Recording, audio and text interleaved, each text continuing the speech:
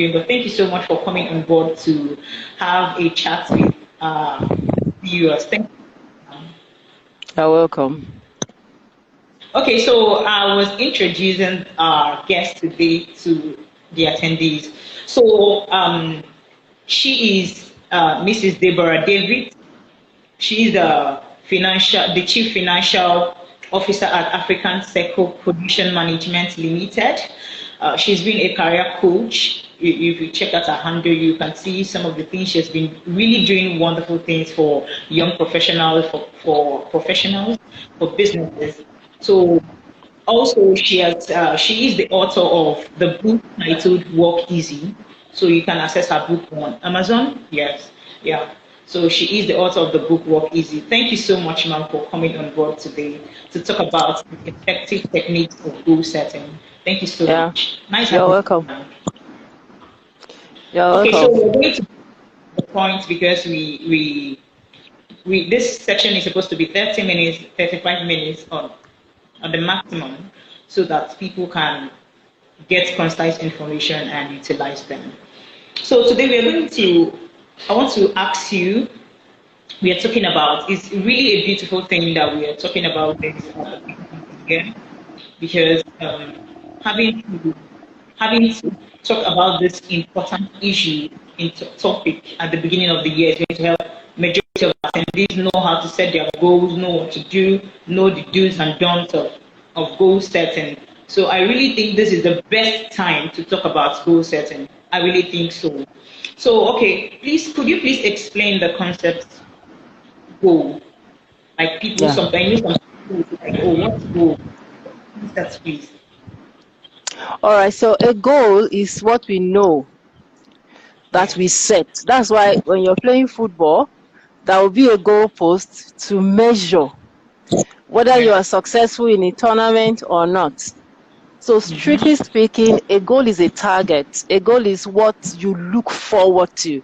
It's a desired future. It's an expectation of a reality that has not yet become visible and tangible to you. And I'll try to break it down. When you say goal, other than the dictionary definition of goal and how many things you heard, if someone was, for example, writing an exam and is supposed to either qualify as a chartered engineer, accountant, or anything like that, one of the things you will call your goal will be that I want to be a chartered X. That's your future reality that you are bringing to your present circumstance.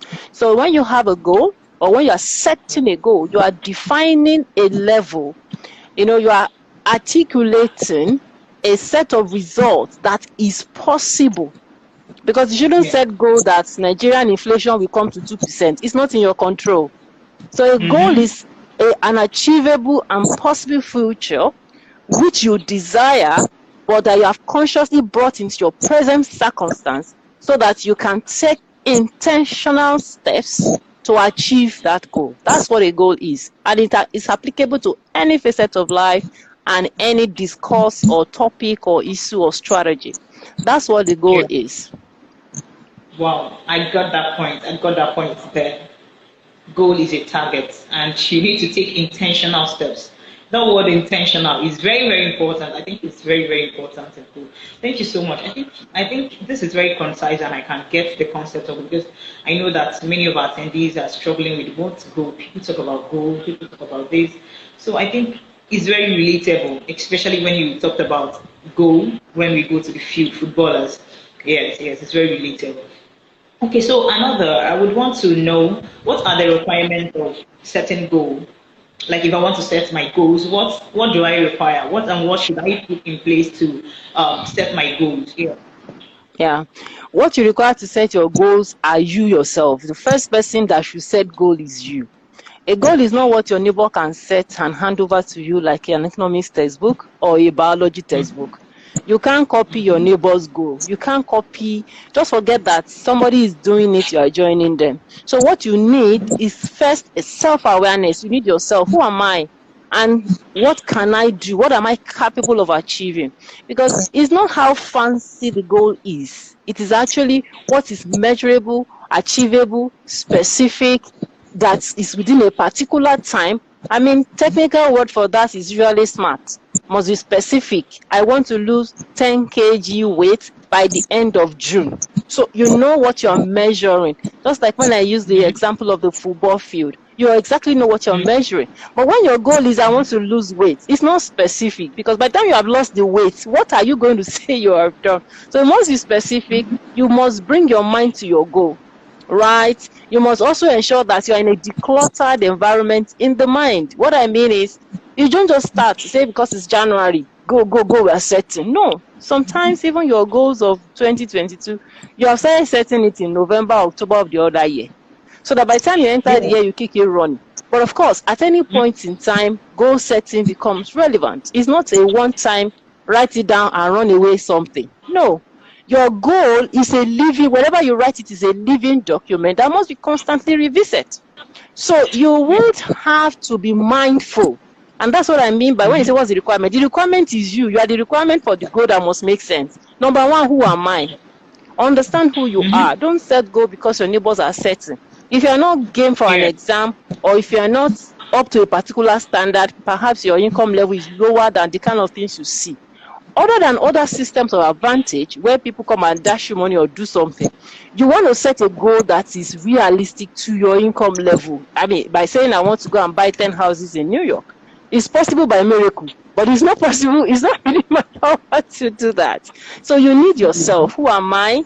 Who am I? What can I achieve? What's my capability?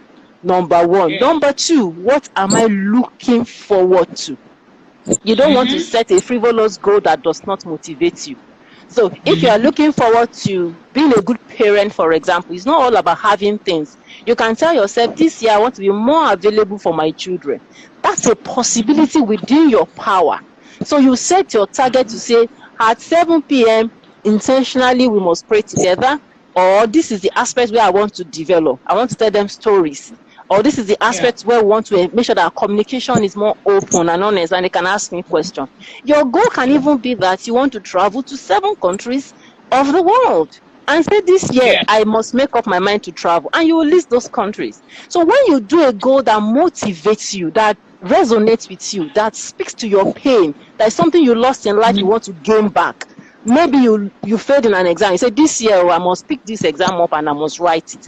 That's the kind of goal you are setting. You need that requirement where there's self-awareness and then the goal resonates with your personality. It motivates you. There's something inside of you that loves the goal, that makes sure that this thing, if I make up my mind, I will do it.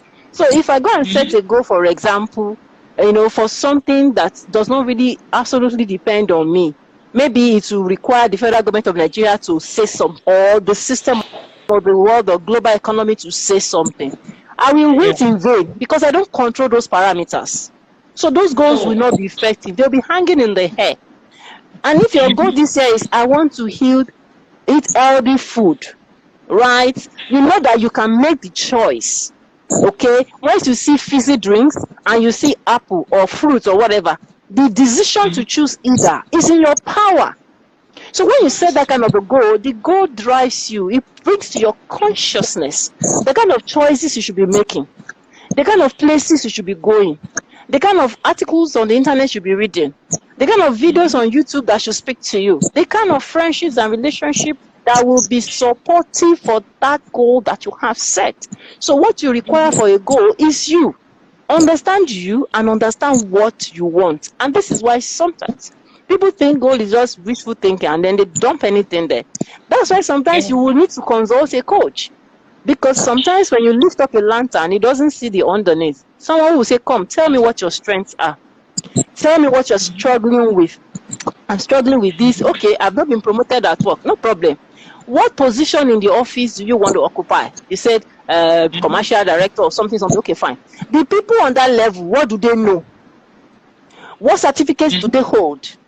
When you are sat with a coach or someone who understands a system of guidance, then they hold your hands that way, and no matter, apart from the fact that they will help you with accountability to be sure that you stick to it, they will give you clarity that you need.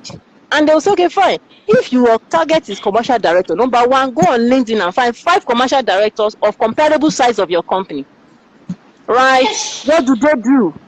What conferences do they attend? So make up your mind, 4 or 5 industry conferences where you can meet with people You get what I mean now? You see? So that goal requires you. So if you are going to do anything serious with your life, you don't need 1 million goals on a list. 2 or 3 Yeah. that are useful. That you know that if I achieve this, I know that I can say this year is done. That's what a goal really is. The requirement to set a goal is you. Your self-awareness and the expectation that you want to set over your life, which are within your control. Wow. Wow. I really think that this is how will I explain this now? I think if anyone um wants to set goals, some people will be like, oh, there are external factors, but some goals, oh, you can't control them. But I think from what you just said now, your goal should motivate you. It should Yeah. be within your capacity. Yes, it should be, so it can be measurable. So you know Yeah. that this is time. Okay, I know that within this time, I know if I give it my time, I just like you said, if I give it my me, like if I give myself, okay, this is the target I have to achieve this.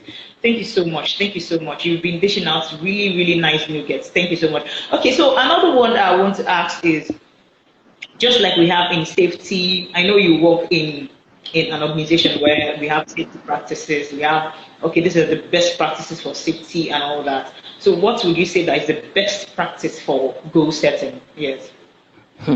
Number one, the best practice for goal setting is to be disciplined and to be focused.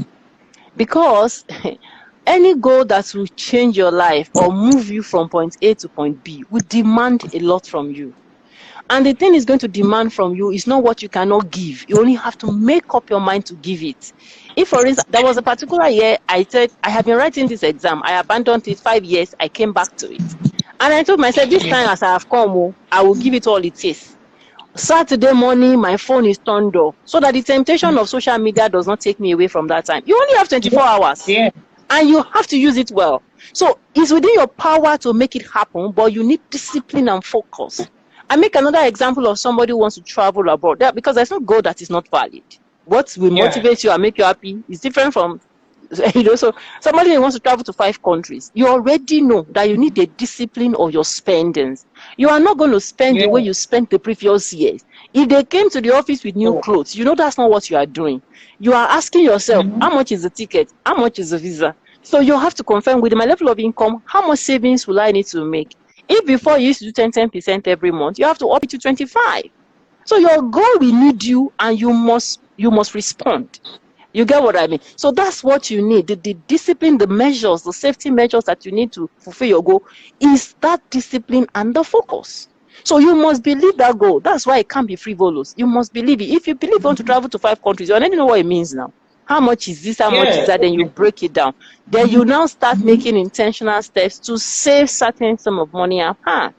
If your goal is to do something with your children, you have to create a timetable on the house where there is meal time. By the time they were through, this is the time we look at homework. This is the time we do this. So your goal requires discipline and it requires focus. And it is something that you can give.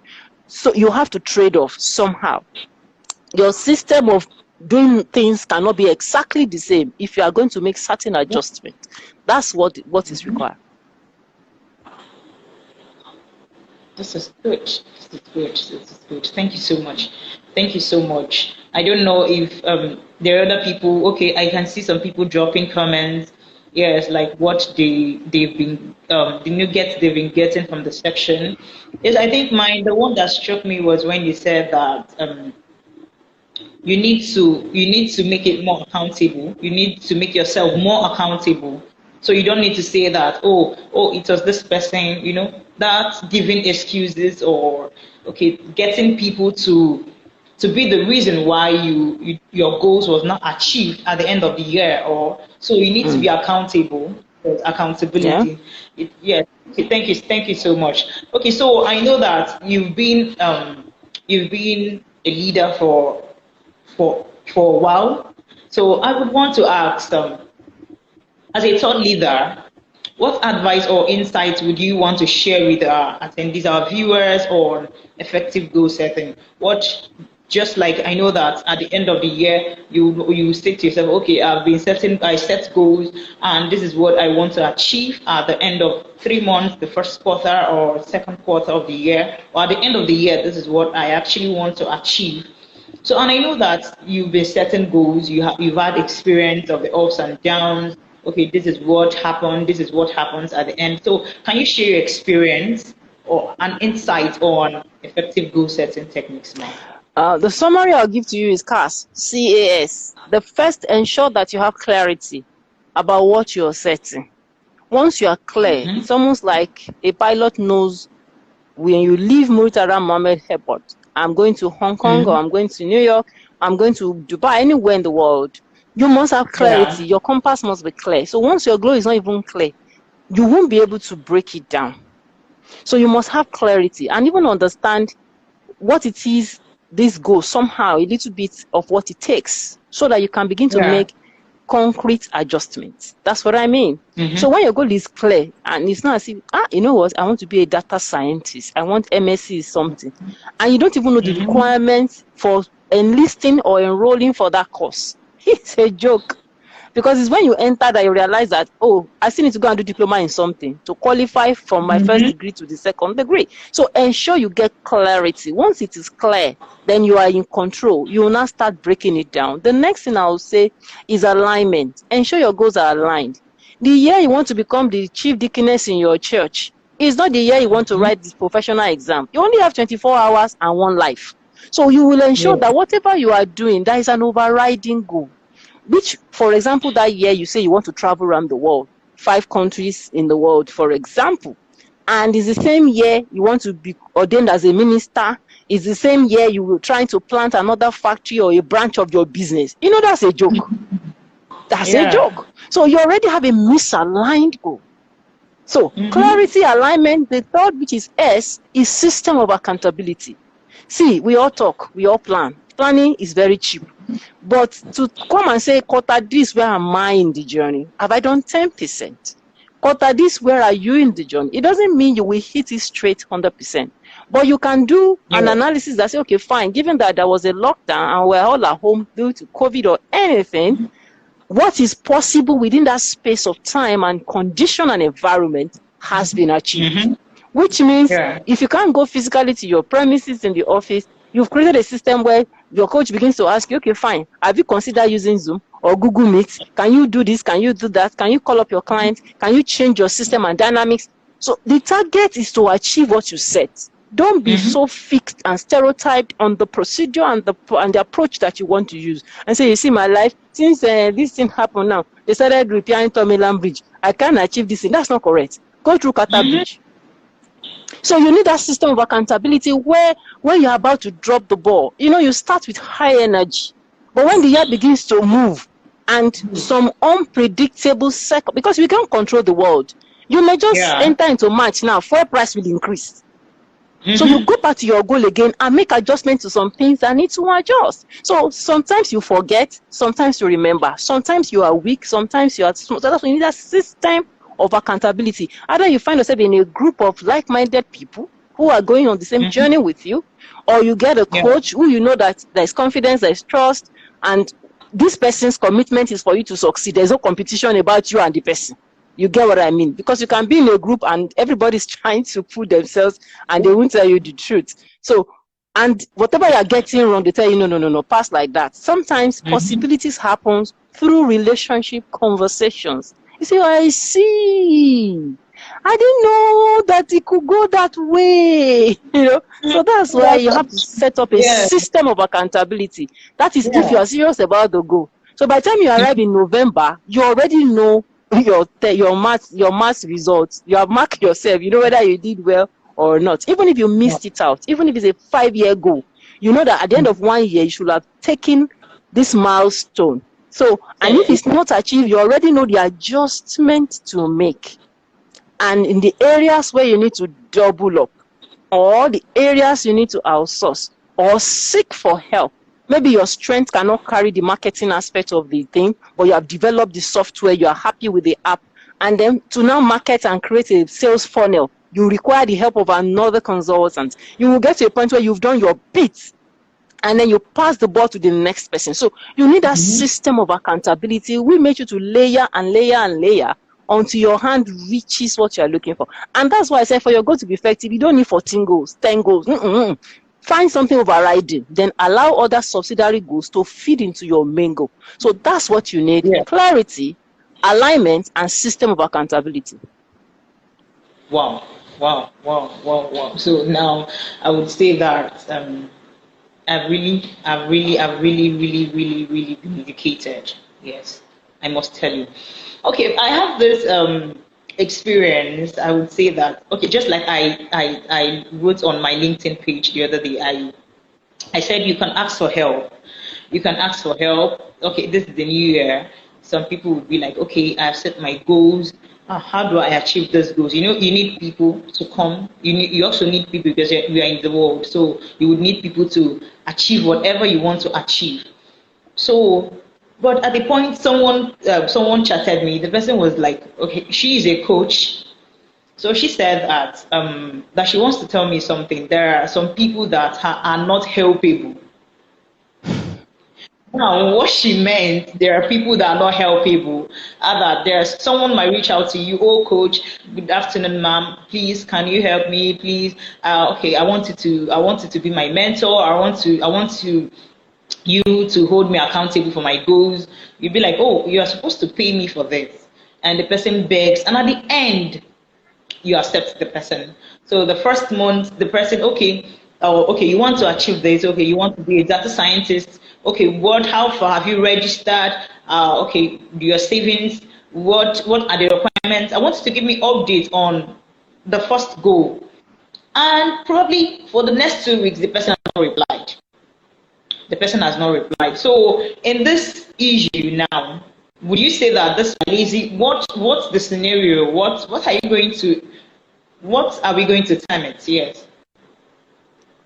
It's not that they're not serious. I mean, the mere intention and the deliberate step for looking out for a coach or mentor to handhold you, it's a, you know, you can applaud the person. It's not that they are not serious.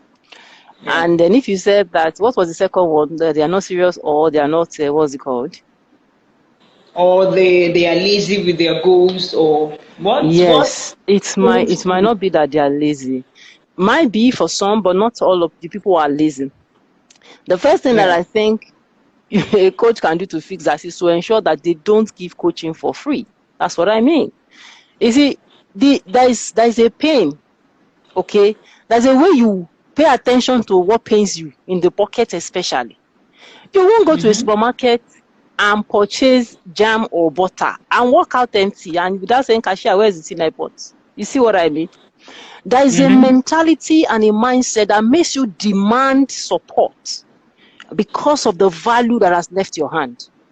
If you go to anywhere, maybe you pay for school fees for your children, and they are coming on with notes that are not filled, the pages are empty. As a mother, what are you going to say? Are they not teaching you anything in your school? There's an expectation attached to value transfer. So once I pay value, I will be in a frame of where I can demand value. And that's why I say they may not be lazy and they may not be unserious. Reason, we have some people who still believe that this person that is doing it for free, can I continue to trouble her? Can I call her this time I feel like calling? Might be pulling back because he knows that it's a favor. He hasn't paid for the service. So any coach that really does want to help you and say, hey, come, don't worry, don't pay, don't do this. Both of you, you are doing charity, and it is as you see it. There is no commitment. But if I charge you my hourly fee or monthly or coaching quarterly, I also have an integrity to protect, to ensure that I take you from where you said you are to where you said we should get to at the end of the day. Other terms and conditions, applicable. That's what I mean. So there's a system of value exchange that compels results in every relationship. So the reason you go to work and you can't wake up and say, I was purging on Monday, on Tuesday, my daughter vomited, on Wednesday, they jammed my car, and you come to work 10 a.m., 11 and do anyhow, it's because at the end of the month, if your salary is not complete, it will pay you. There is a system of value transfer, and you hold the duty to serve your organization because you know that they must pay you. So when people come to you and say, hey, I can't afford it, they're not ready. Just leave them alone as a coach, because you're not helping their destiny. You are just complicating their matter. And if you're that kind of person who's always looking for free things, you can't get anything serious out of free things, because there's no commitment. But the reason I wake up at 12 midnight and review your accountable steps and say, this is quarter something. I say, I wanted to do this at 10 a.m. Let me do it overnight so that tomorrow morning I tell my PA to push out the email, the corrections to make. What is putting that demand on me? Because I have you a sense of responsibility that your value is in my hand and I must perform. So when we say they are lazy, it's not the only thing. Once all this free coaching, free mentor is problem, that's the truth. It's not because you are looking, you're just too attached to money or grabby. That's not it. Once there's no system of value exchange, the process becomes abused. Wow. Okay. Yes, I think you understand this concept. Yes. Thank you very much. Thank you so much, ma'am, for coming on board. So I want to know if we have our attendees that would want to ask questions. Yes, questions on goal setting. So you might want to ask questions on what you think, on what you would want clarity on. Yeah. So this person asked a question. He said, "My question is on setting goals. How do I avoid setting goals and not achieving them?" So believe in the goal you are setting. Let it be what is within your capacity to control. So that if it doesn't depend on my uncle, my auntie, if somebody does this is only when. So once it's conditional on external environment or other people, the activity and the behavior of those people will prevent you from moving forward. So set a goal that you believe in, set a goal that resonates with your personality type. If you're an introvert like me, I can't set a goal of moving up and down. So you have to win with your strength. Use that goal, to express who you are in a way that it does not stretch you beyond breaking you.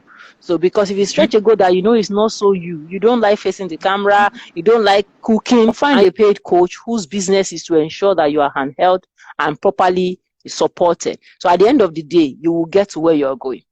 I hope that helps you. Okay, so thank you so much, ma'am, for being on board. Thank you. We really appreciate. Thank you so much. Thank you so much. And we hope that other times that you'll be available to share your insights on trending issues and to our young professionals. Thank you so much for coming on board. We appreciate. You're welcome. Thank you. Bye. Okay, have a nice